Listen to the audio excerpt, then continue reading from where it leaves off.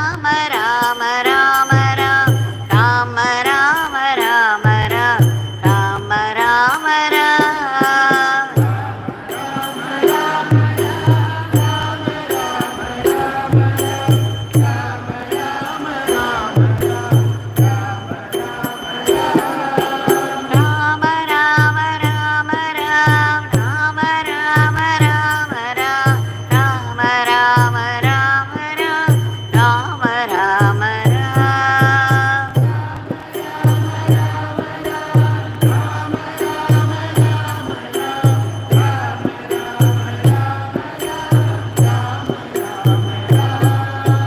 Yoginath Kumar Yoginath Kumar Yoginath Kumar Jai Guru Raya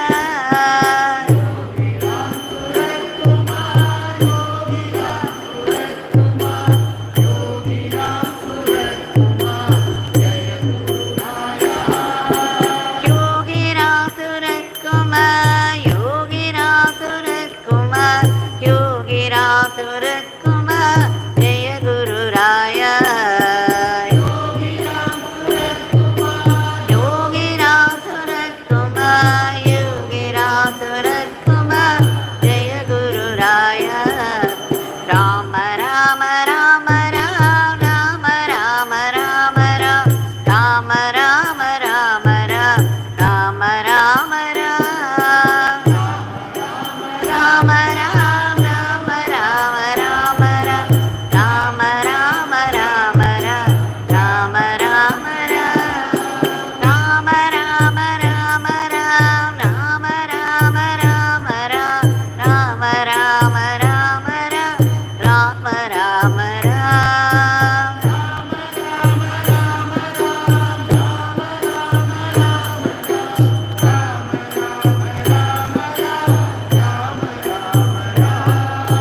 Yoginath Kumar Yoginath Kumar Yoginath Kumar Jai Guru Raya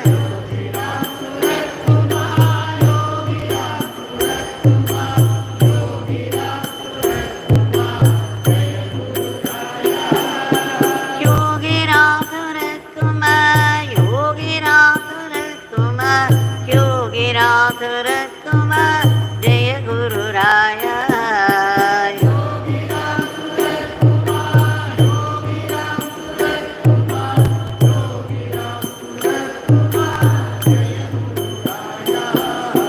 Rama Rama Rama Rama Rama Rama Rama Rama Rama Rama Rama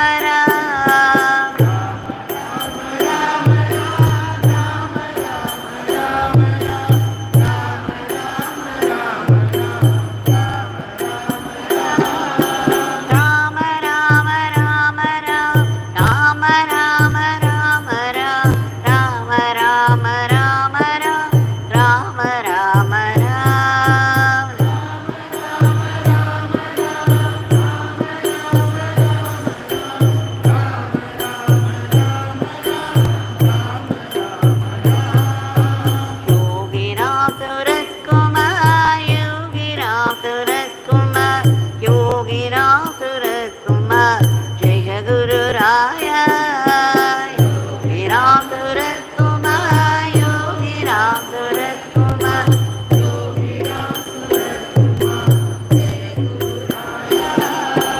Yoginath Kumar Yoginath Kumar Yoginath Kumar Jai Guru Raya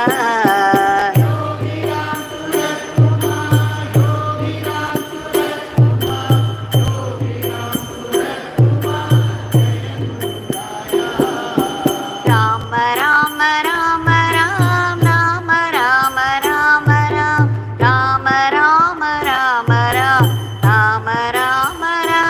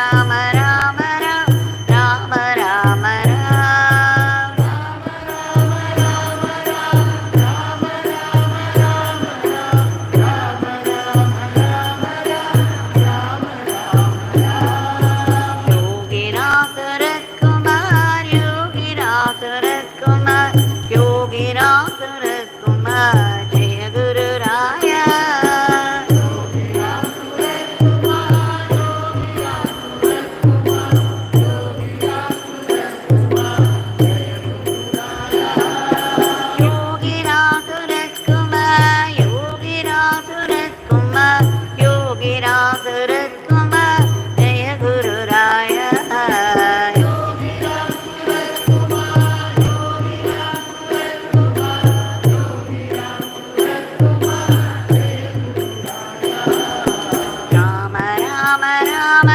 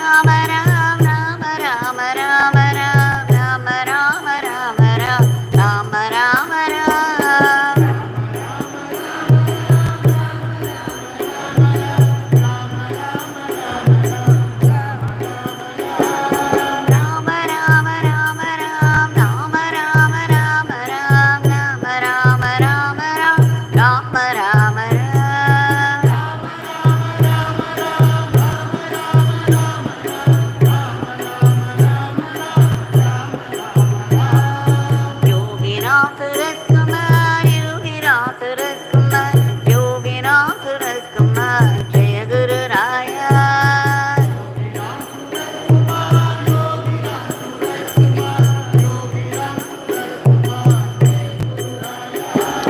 Yoginath ரகுமார்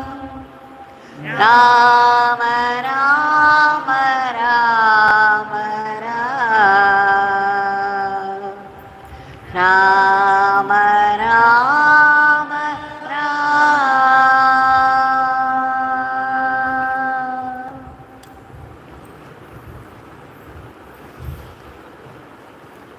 Bhagavan Shri Yogi Ram Surat Kumar ki Jai.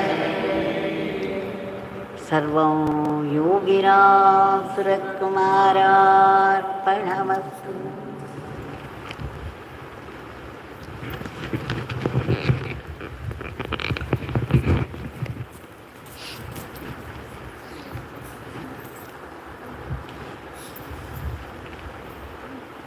By that huge kripa, grace of Bhagavan, that we have all been able to gather here and see His powerful name once again today, which we have been doing for the past nearly 2.5 years. How is it possible for us? Except for the grace of Bhagavan. We have celebrated this grace by offering the Nama lotuses at the lotus feet of Bhagavan with deep gratitude. Every day, we have been offering without fail all the Namas that He has blessed us with. Now, so many people have not seen Bhagavan. Many people come to me and tell me, Ma, we have not seen Bhagavan. We long so much to see Him. We see only in the videos. We feel very bad that we have missed out on Him. How to see Him? Is it possible to see Him? Bhagavan has left the body, but not the world. The body is confined to one place and one time, but He Himself is all-pervasive, and He lives on from eternity to eternity. He is all-knowing and all-powerful. He is the Supreme Brahman. He is both the manifest and the unmanifest. What we need to see Bhagavan in His beautiful human form is only the longing, the fire of longing. The longing must run through us like fire, like fever.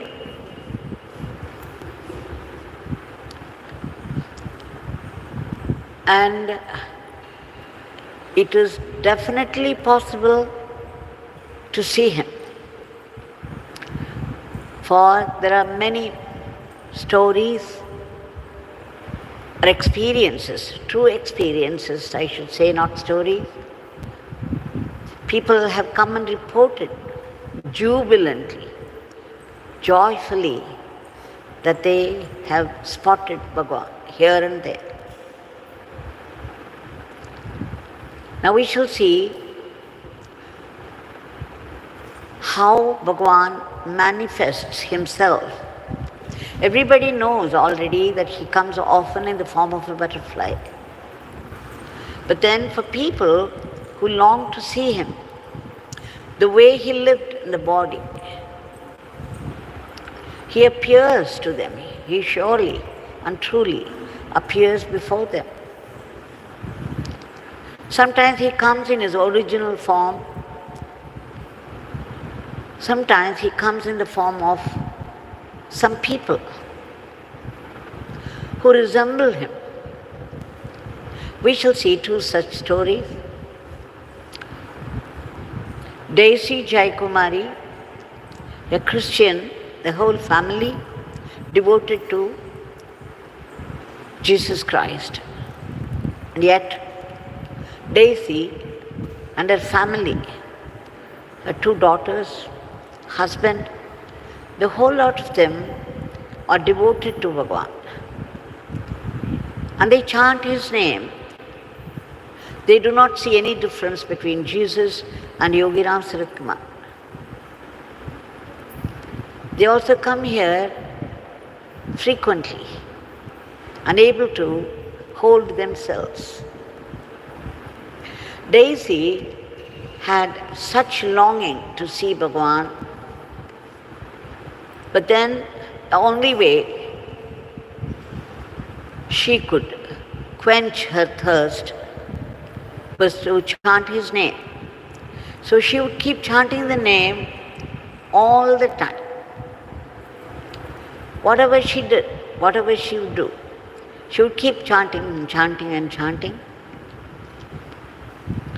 One day, recently, she also attends, the whole family, they attend Professor Karunakaran's satsang in Salem, because they live in Salem. A few days back she had come and then she told me the whole story. She said one day around 3 o'clock, 3:30 in the afternoon, it had started to drizzle. So afraid that the clothes would get wet, she went up to the terrace, all the time chanting and chanting Yogiram Sarat Kumar. She collected all the clothes, came down and closed the door of the house, walked inside, began to arrange the clothes, and suddenly she turned and she saw some figure coming inside. She was surprised because the door was already closed. And the first thought was fear. What is it? The door is closed and someone is walking in. And that someone settled himself comfortably in a chair. She almost screamed, afraid.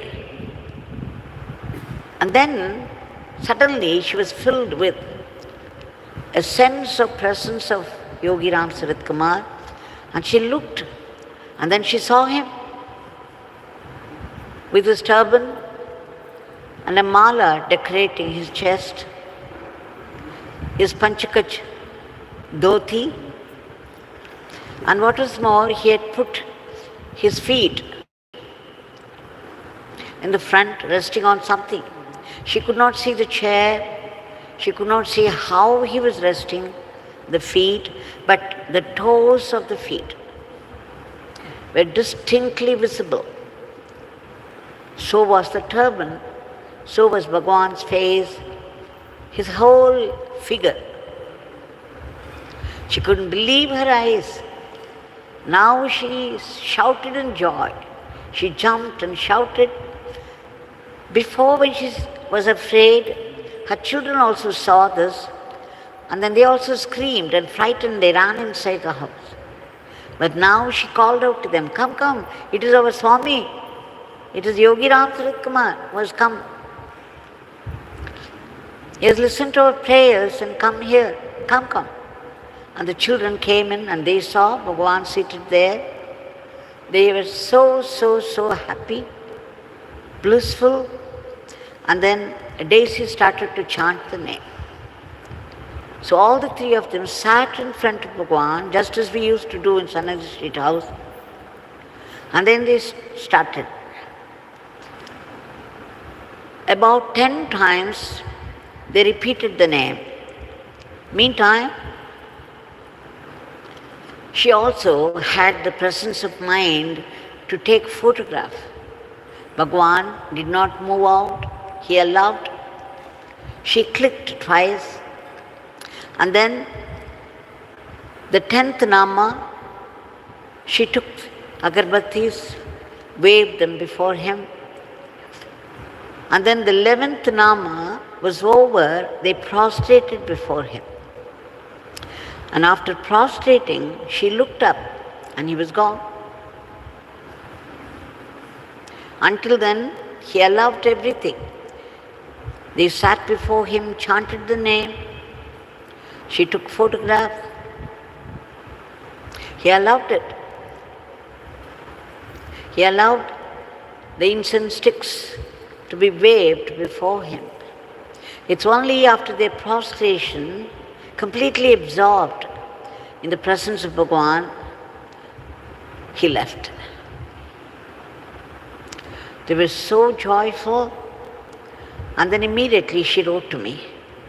And then few days before she had come, and she narrated the whole thing again. She said, Amma, we actually saw him.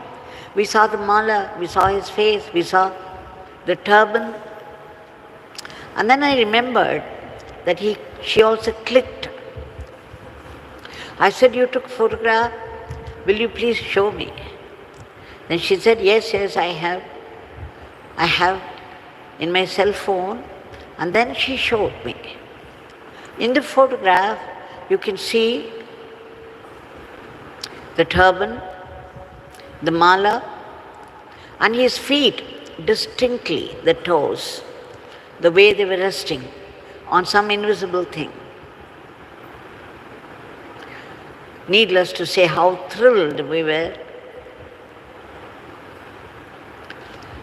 Generally, you cannot take photos when people appear in their astral bodies, in their subtle sukshma sarira.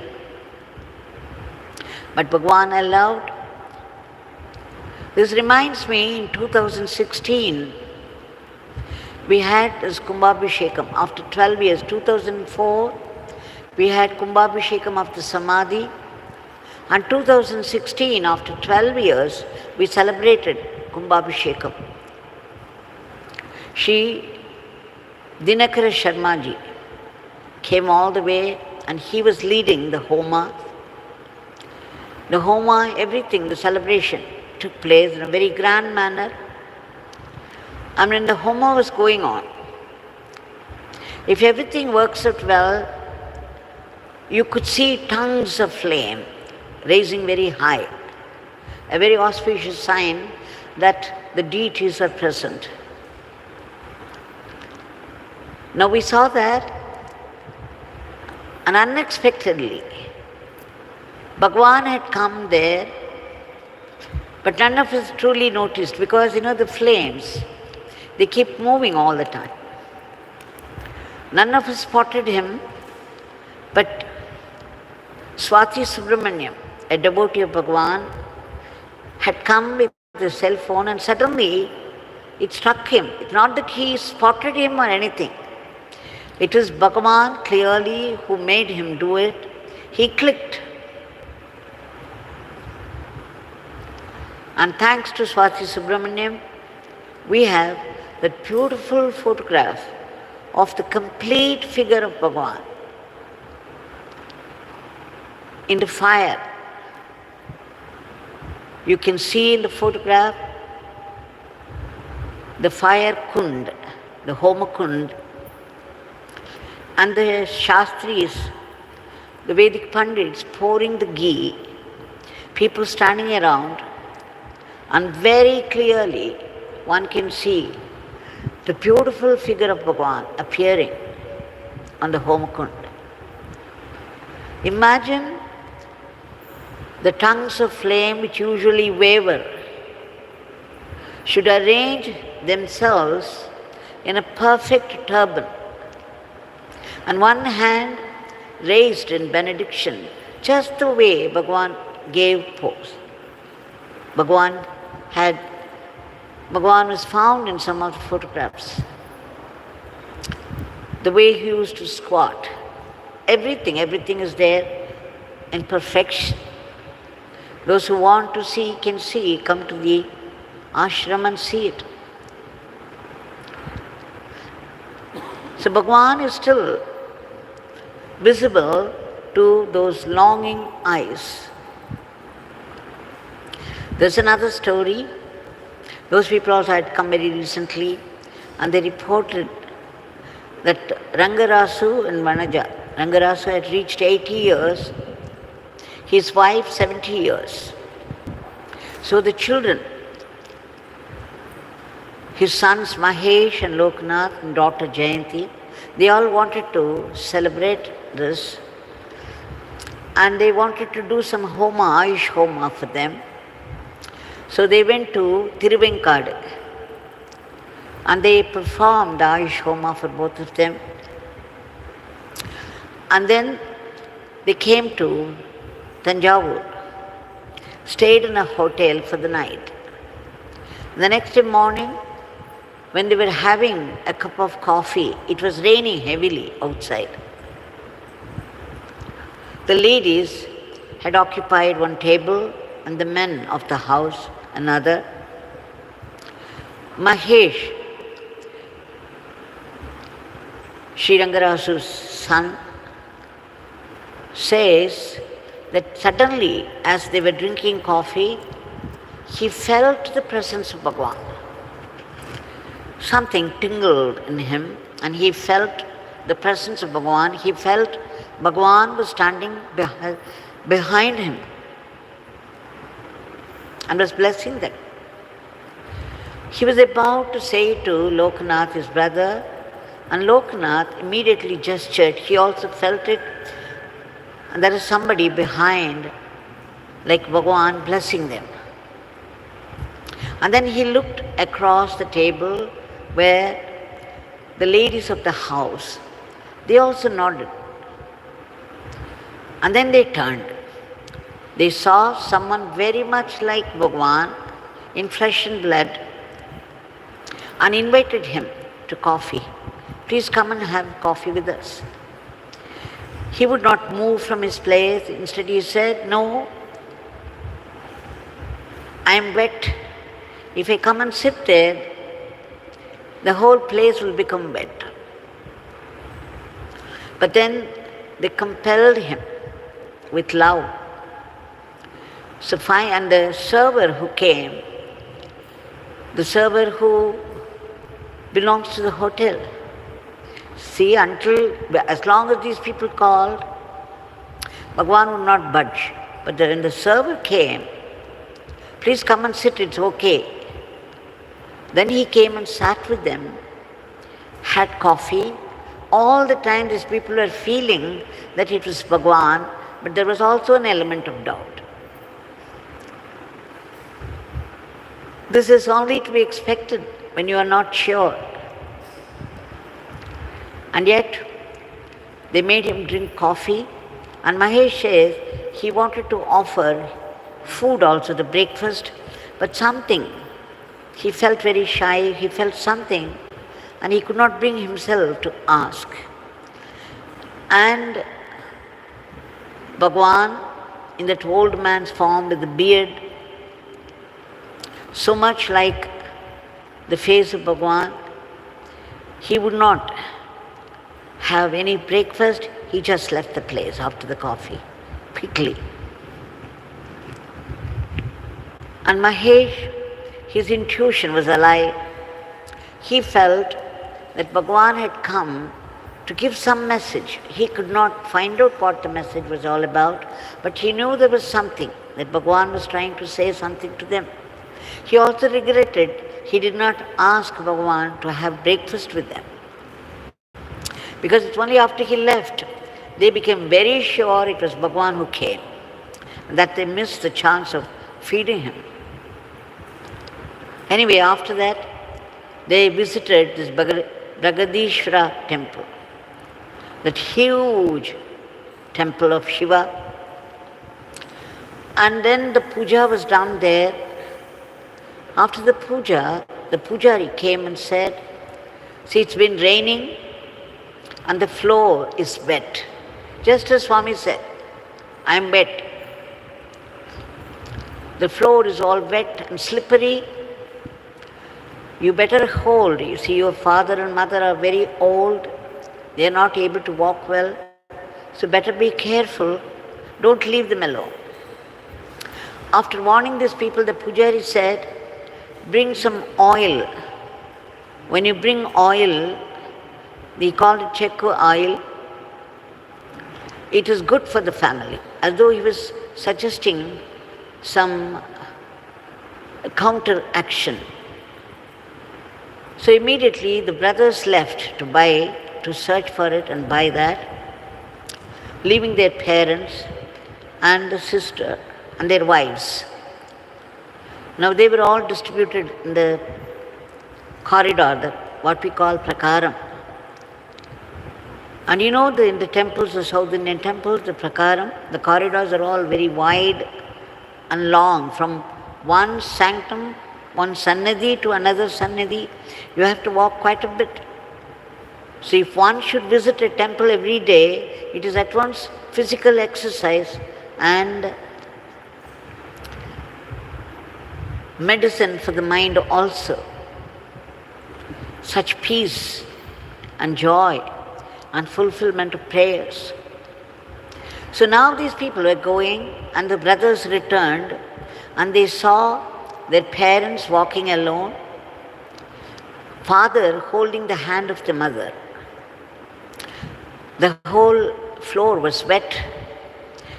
It was probably drizzling also, and the others were all busy, absorbed in taking photos here and there. And suddenly, even as they were watching, father began to fall down. And he was holding the hand of the mother, so she also fell heavily on him. Both of them fell down heavily. The floor was the granite rock, and it's not even as you see in the temples. And it can hit very hard when you fall down.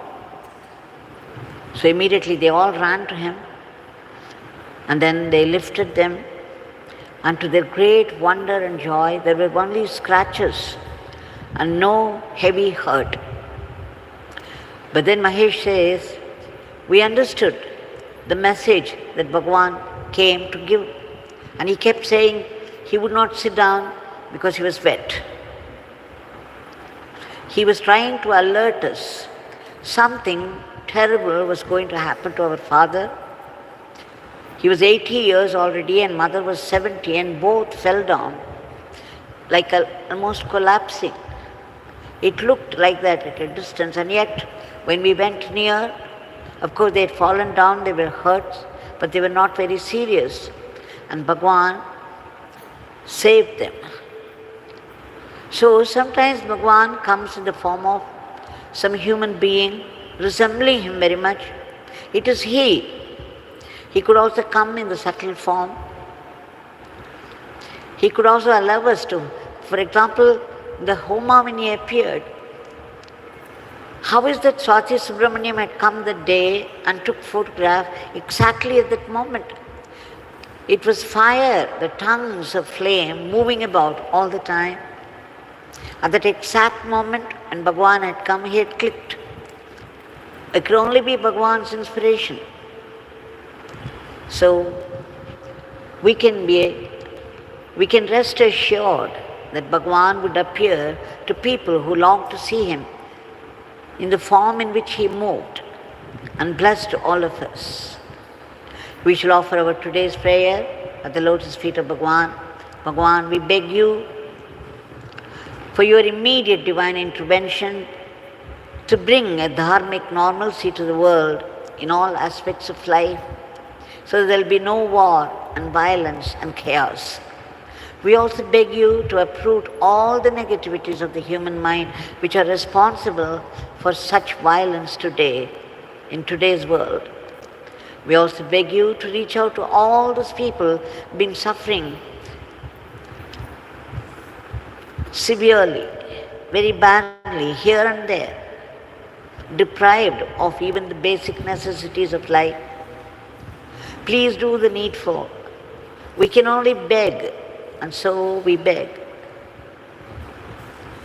We also beg you to protect all those unselfish people who are working hard for the sake of the others.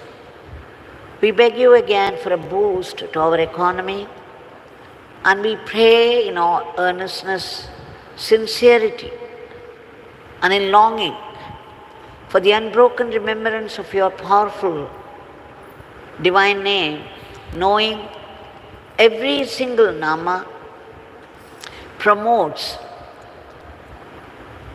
purity. Every single nama has the capacity to destroy our past sins and will prevent us from further sins. It sharpens our brain. It can run our everyday life more efficiently than we ourselves can do. We also beg you, Bhagavan, to bless us to be fine, efficient, and sattvic instruments in your hands so that we can run our everyday life as an offering to you.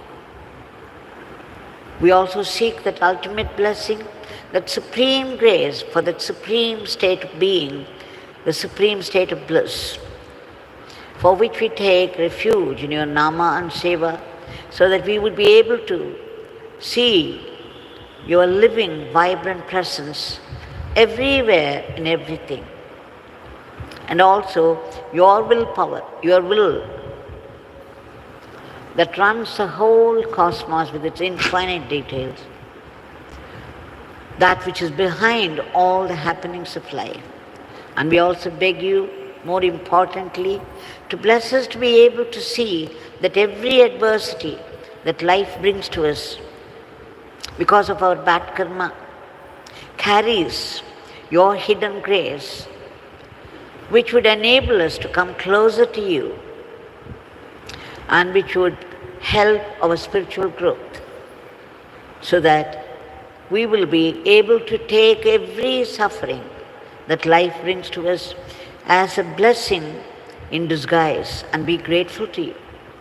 We also seek your blessings for all the species of the cosmos to be lifted to a higher plane.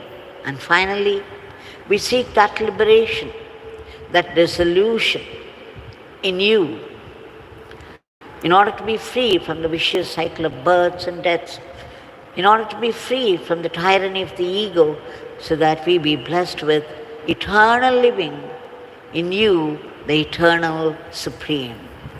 Jai Yogi Ram Surat Kumar.